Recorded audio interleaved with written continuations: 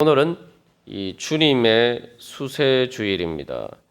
그래서 이 교회력, 이제 교회의 절기는 신년의 이제 주현절이라는 절기를 예서부터 시작합니다.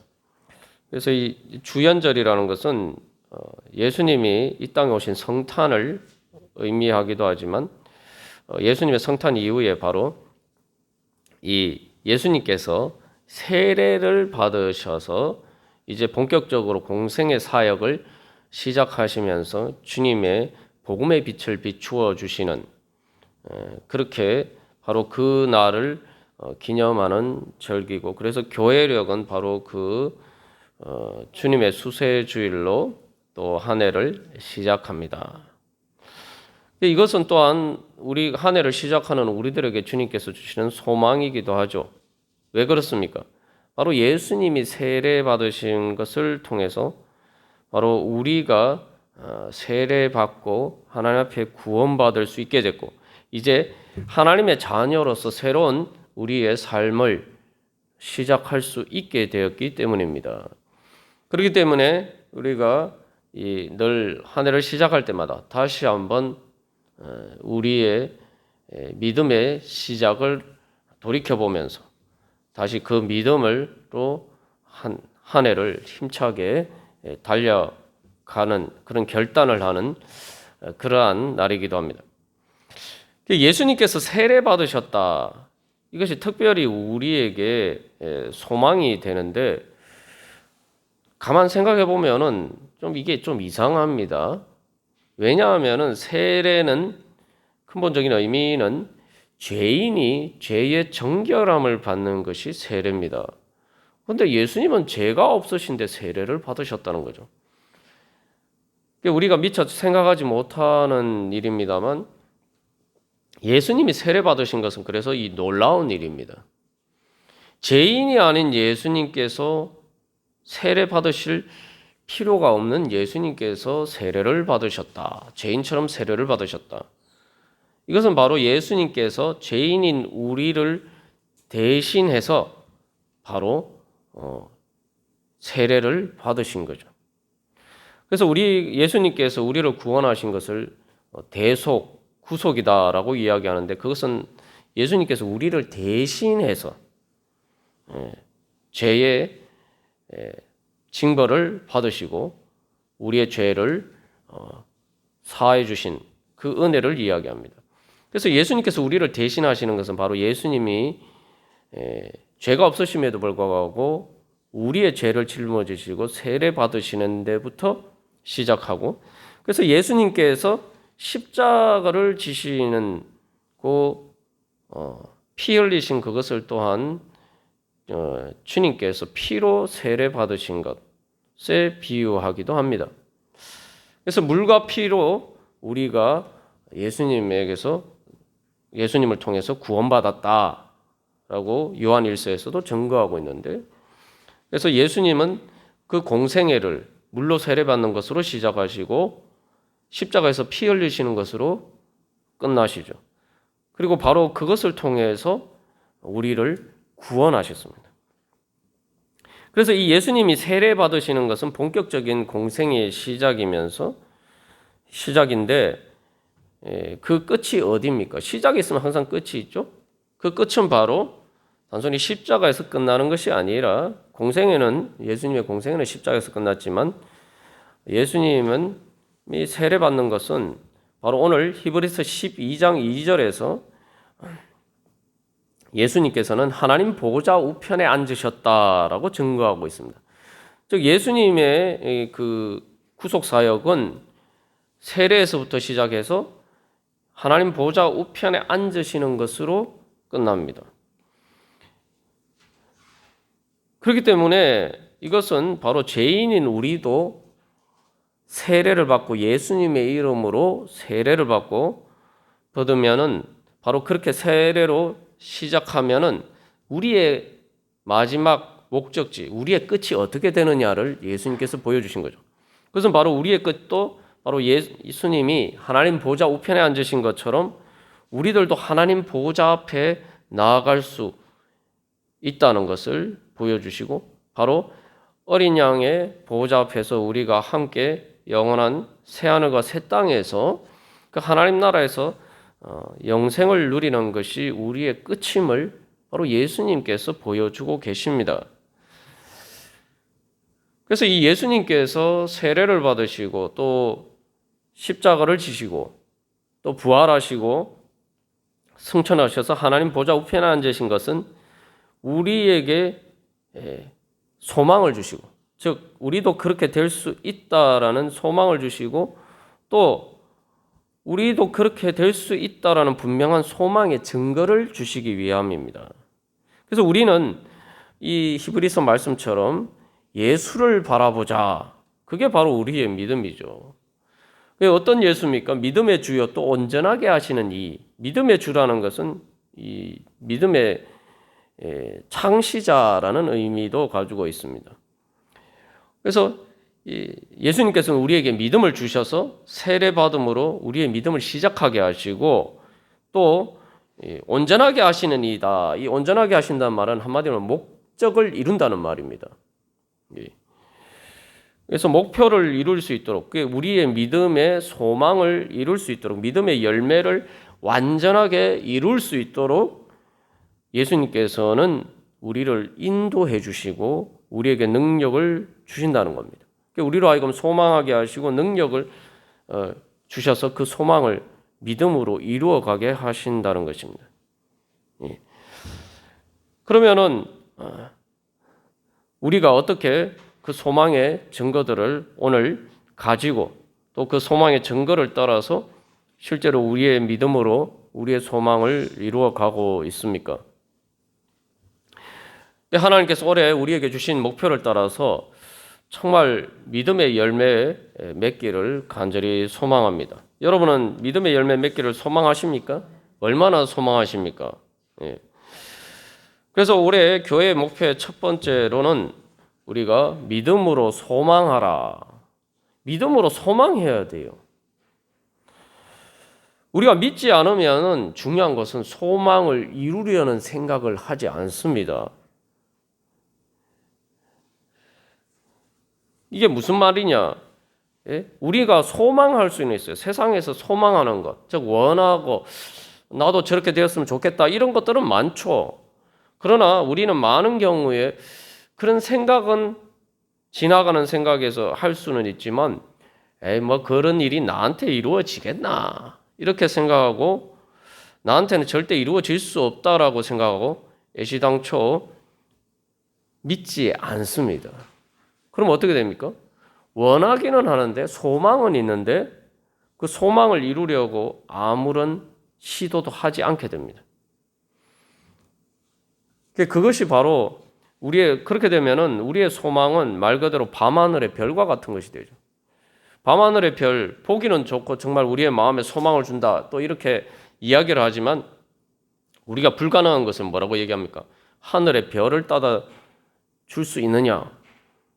하늘의 별을 따는 것과 같다. 그 허황된 얘기라는 거죠. 허황된 소망이라는 거죠.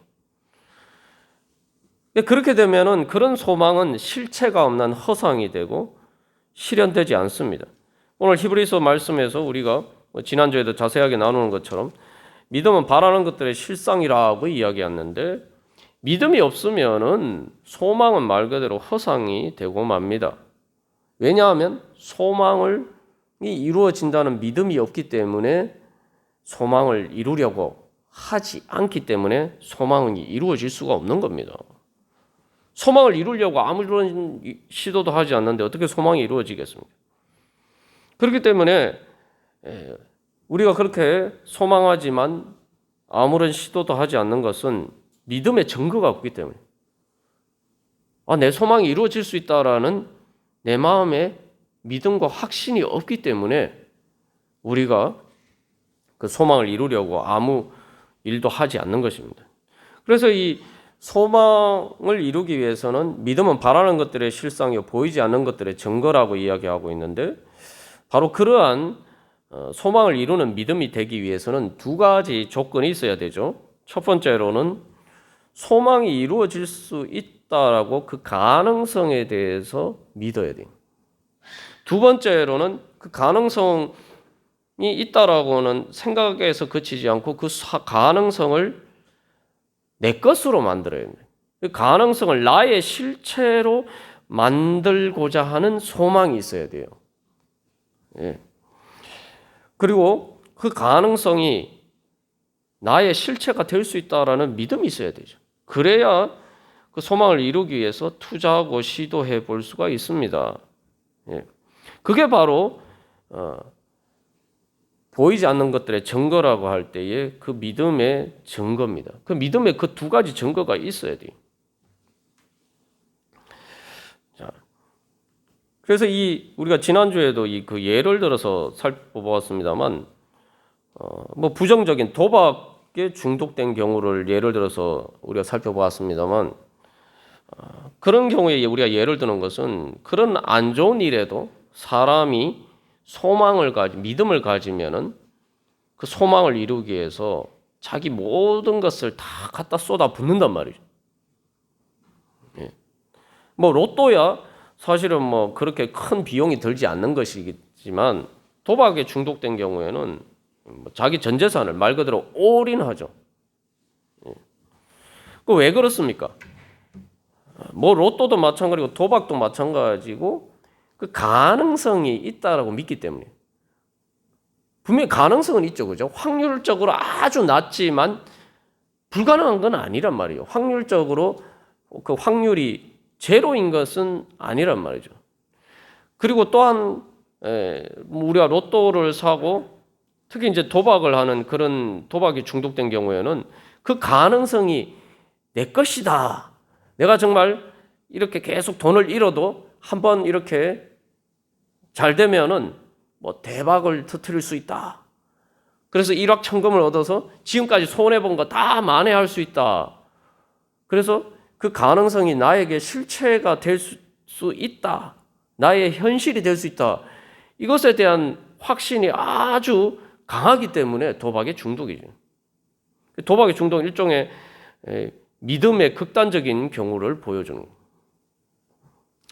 우리가 예수를 믿으면서 도박에 중독된 사람들보다 못해서야 되겠습니까?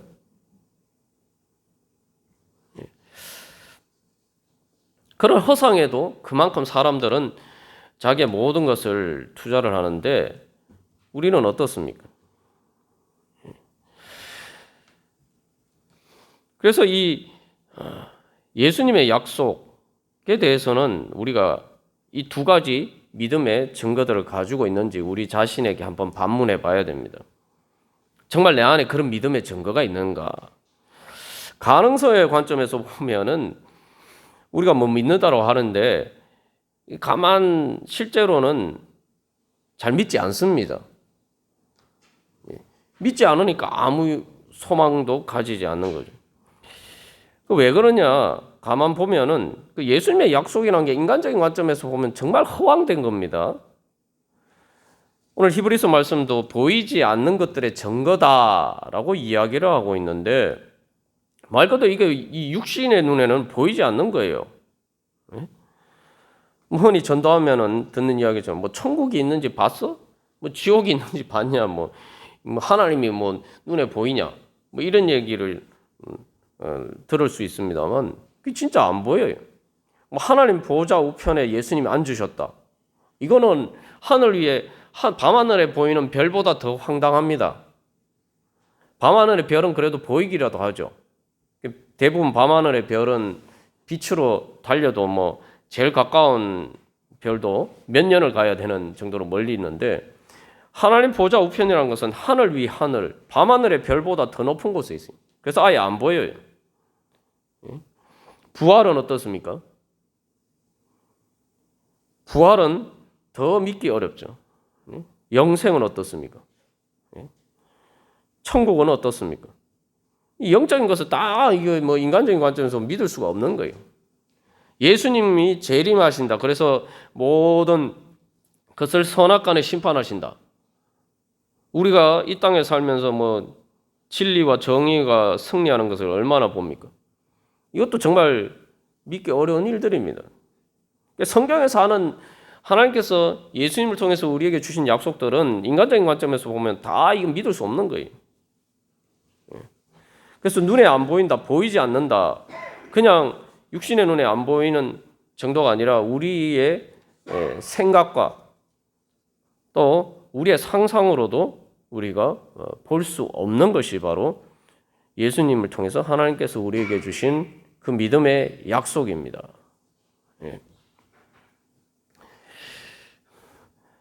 그래서 예수님께서 특별히 12장에서 이 증거에 대해서 이야기를 할 때에 십자가를 참으사라고 이야기하는데 이제 부활에 대해서 이야기를 하는 거죠. 우리는 이 땅에서 기본적으로 우리가 믿을 수 없는 이유는 뭐 죽음에 대해서 사람들이 별 생각하지 않고 사실 평소에는 살아갑니다만 다 죽음이라는 전제하에서 모든 것을 사실 바라보기 때문에 이 예수님 말씀의 약속을 보이지 않는다, 믿지 못한다 이렇게 이야기하는 겁니다. 그런데 예수님께서는 바로 그 증거를 보여주셨죠. 히브리서 12장 1절에서도 히브리서 기자는 담대하게 이렇게 이야기하고 있습니다. 우리에게 구름같이 둘러싼 허다한 증인들이 있다. 인간의 눈에 안 보인다라고 생각하지만 그러나 이미 우리와 똑같은 인간인데 그것들을 실제로 눈으로 보고 경험한 증인들이 있다는 거예요. 그 증인들이 그냥 있는 정도가 아니라 구름처럼 수를 셀 수 없이 많은 증인들이 있다는 겁니다. 그리고 가장 중요한 증인은 바로 예수 그리스도라는 거죠. 그래서 로마서 1장 4절에서는 성결의 영으로는 죽은 자들 가운데서 부활하사 능력으로 하나님의 아들로 선포되셨으니 곧 우리 주 예수 그리스도시라. 근데 여기 중요한 문구가 있는데 예수님이 죽은 자들 가운데서 부활하사 능력으로 하나님의 아들로 선포되셨는데 그렇게 되신 이유가 무엇을 통해서냐? 성결의 영, 바로 성령을 통해서라는 거예요. 우리에게 예수님께서 우리에게 주신 것은 단순히 예수님이 그렇게 되셨으니까 우리가 그렇게 될 것이다. 뭐 예수님이 그렇게 됐는지 뭐 옛날에 가봤습니까? 타임머신 타고 가본 것도 아니잖아요. 지금 뭐 눈으로 보는 것도 아닌데. 근데 우리가 어떻게 그 증거를 가질 수 있느냐? 바로 예수님을 죽은 자 가운데서 부활하게 하셔서 하나님의 아들이심을 드러내신, 그래서 예수님을 하면 성천하게 하시고 하나님 보호자 우편에 앉도록 만드신 하나님의 능력, 바로 하나님의 성결의 영, 성령, 바로 그 성령이 오늘 우리 안에 있다는 것이죠. 그 성령님께서 오늘 우리들 안에도 계시다는 겁니다. 그리고 우리 안에서 역사하신다는 거예요. 그 성령을 증거, 보증이라고 얘기하죠.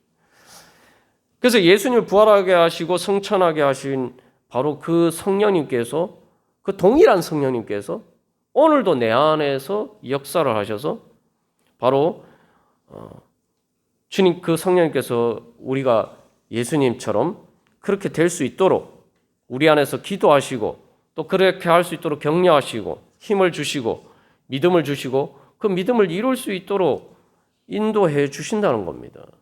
그래서 그 증거가 바로 우리 안에 있고 그리고 그 증거들을 통해서 성령의 역사가 우리 안에 일어날 때에 우리의 삶에서 그런 것들이 정말 현실로 이루어져 가는 것을 경험하게 된다는 거죠.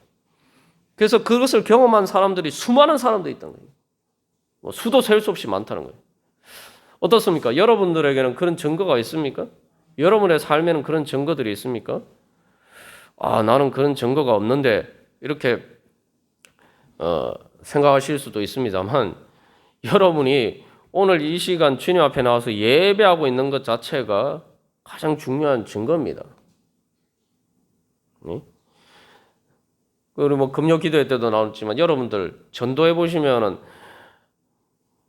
전도가 쉽게 됩니까?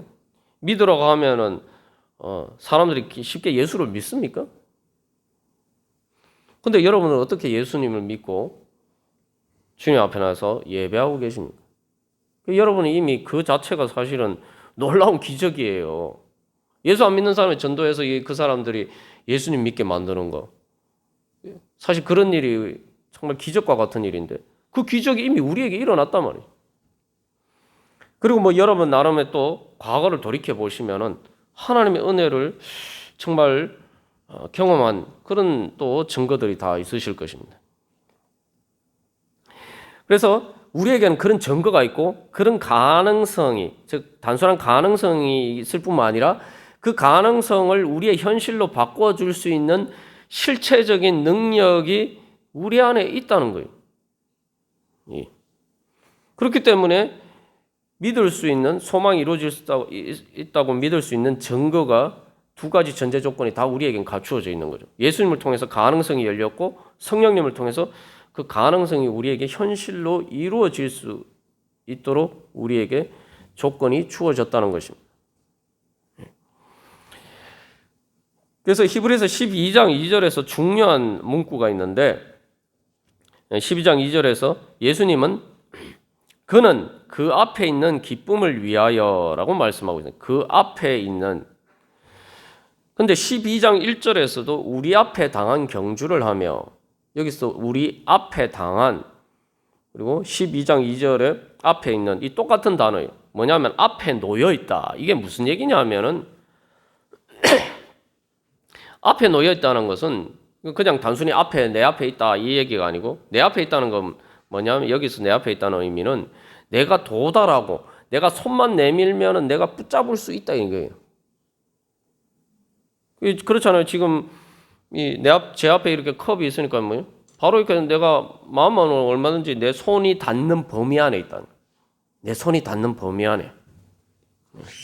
그러니까 내가 언제든지 잡고 물을 마실 수가 있는 거죠. 이 컵을. 그래서 히브리서 기자가 이야기하고 있는 것은 바로 그것입니다. 우리가 믿음의 손만 내밀면은 내가 이룰 수 있다 이런 거예요. 우리가 그것을 믿는 것이 예수 믿는 겁니다.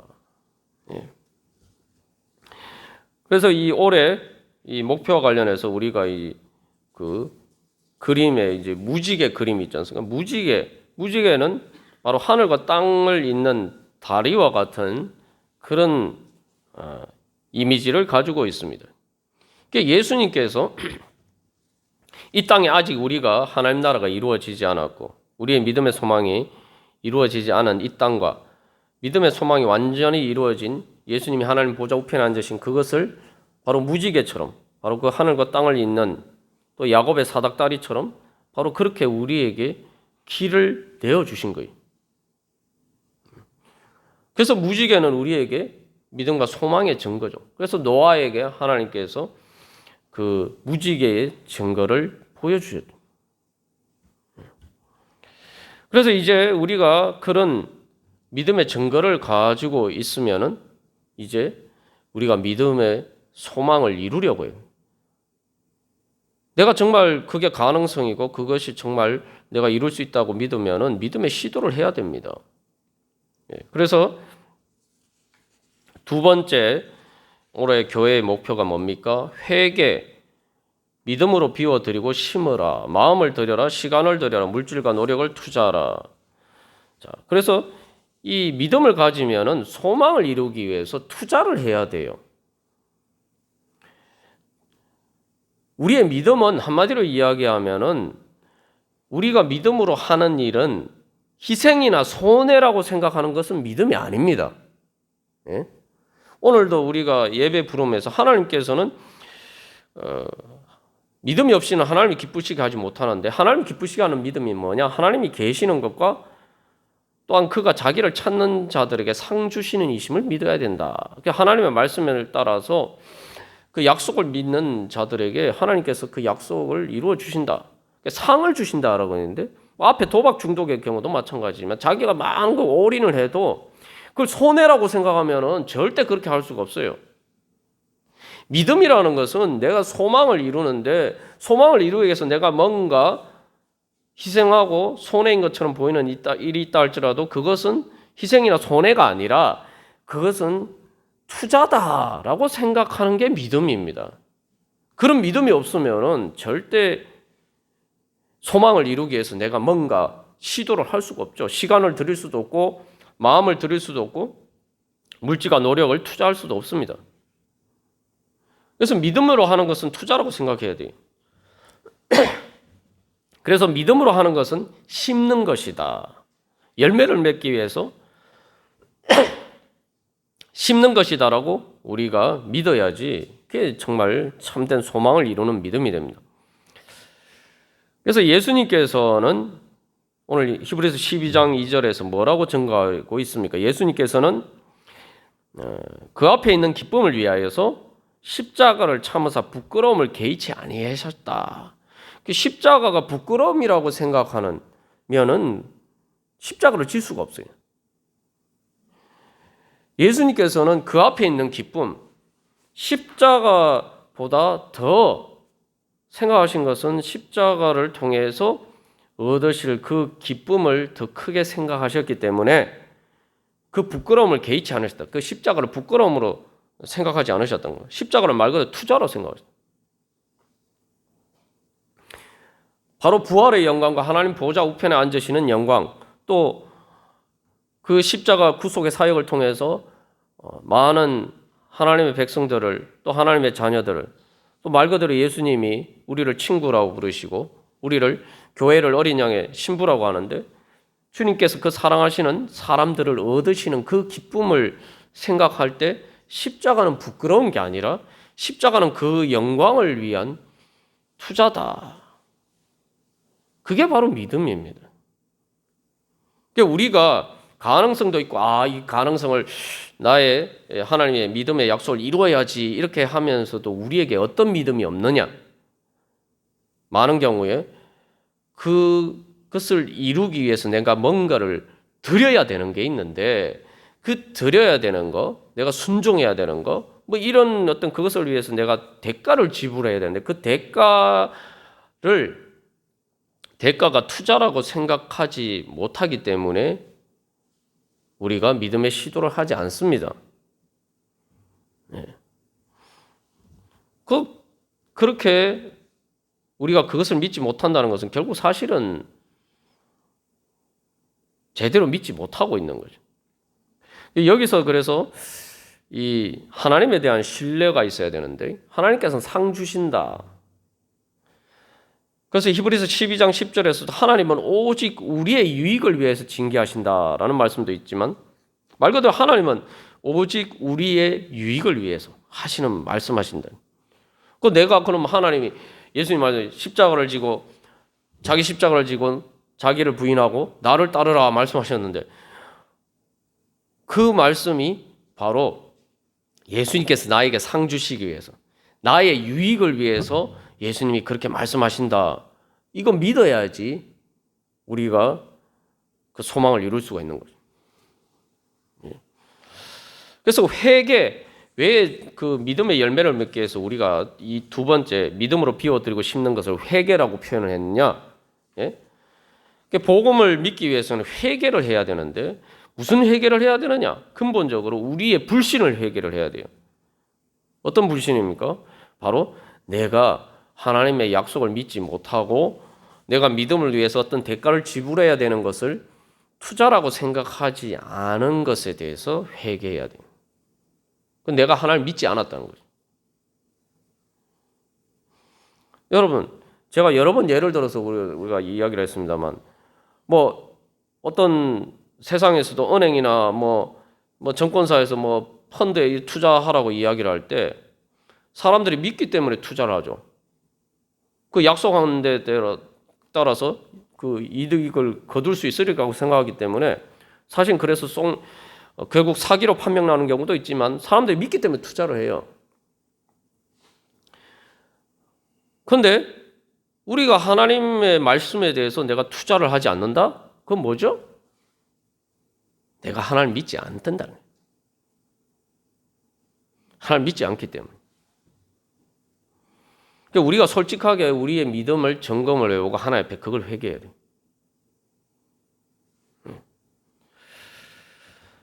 그래서 믿음으로 소망하라 첫 번째 목표의 두 번째 보시면은 영광을 보고 기뻐하라. 이게 무슨 얘기냐?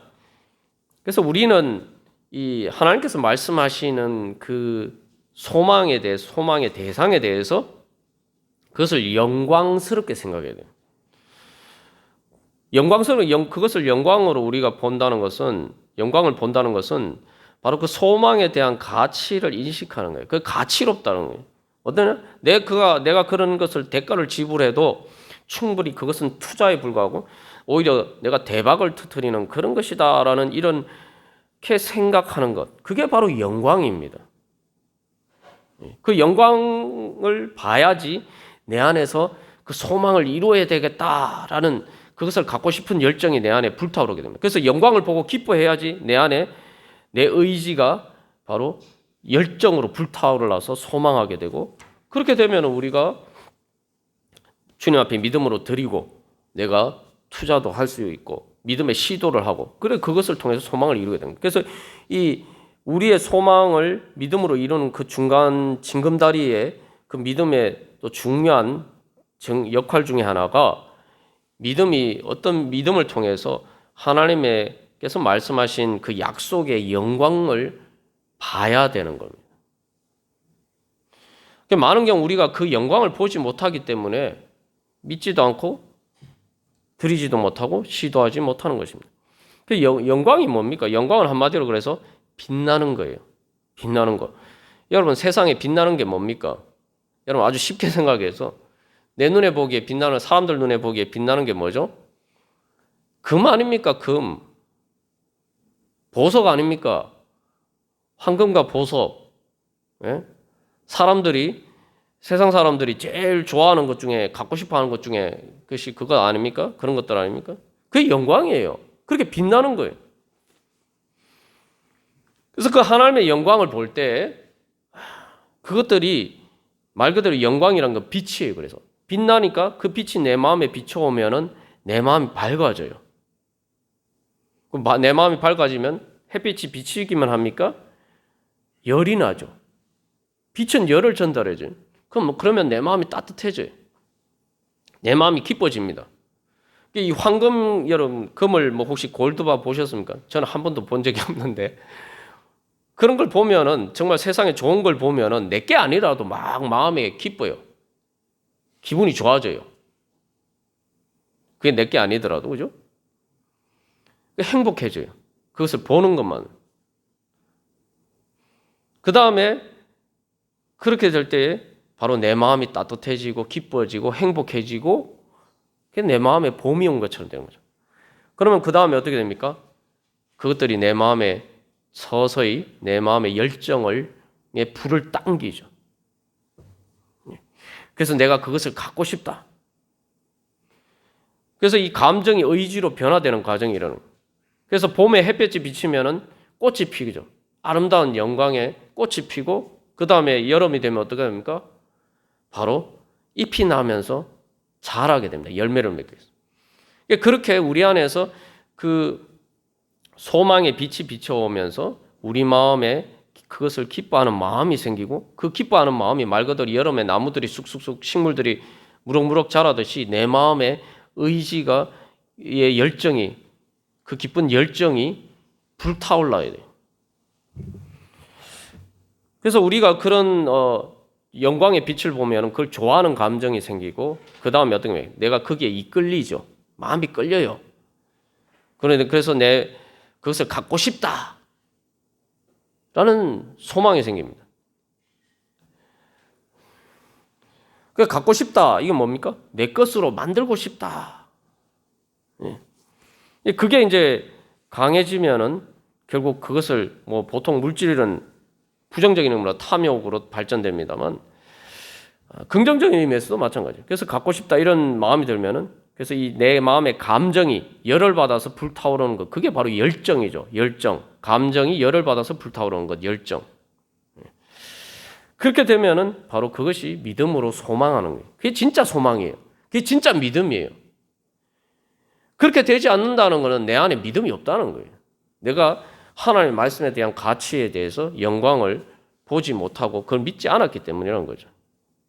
그래서 내가 그 열정의 불길에 내 자신을, 모든 것을 투자해서 불사를 정도가 되어야지 내가 뭔가 믿음을 이루기 위해서 뭔가 이제 행동으로 옮길 수가 있겠죠. 그래서 이 그 감정이 하나님의 영광을 빛을 보고 그 빛을 보는 인식, 지식을 통해서 그 지식이 내 안에 빛으로 전달되어서 내 안에 감정을 불러일으키고 그 감정이 내 안에 의지에 열정을 불러일으킬 정도가 되어서 그 의지가 결국 행동으로 이렇게 나타날 때까지 나타나도록 내 안에 열정으로 불타올라요.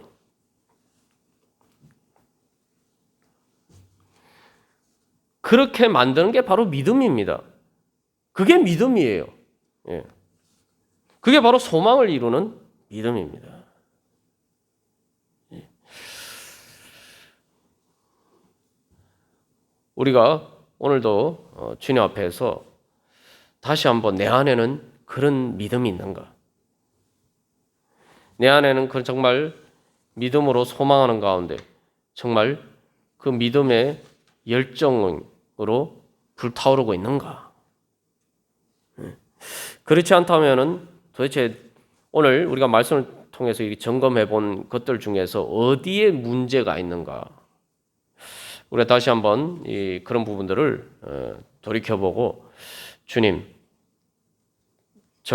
우리를 고쳐주셔서 참된 믿음을 가지게 하여 주시고 그래서 진리를 알고 진리의 영광을 보게 하시고 그래서 우리 안에 그것을 향한 소망의 열정으로 불타오르게 하셔서 주님 성령의 불길로 타오르게 하셔서 우리 올해 바로 주님을 향한 주님께서 저희들에게 주신 그 소망을 이룰 수 있는 믿음의 열매를 맺을 수 있도록 주여 성령의 능력으로 충만케 하여 주시옵소서. 우리 함께 기도하겠습니다.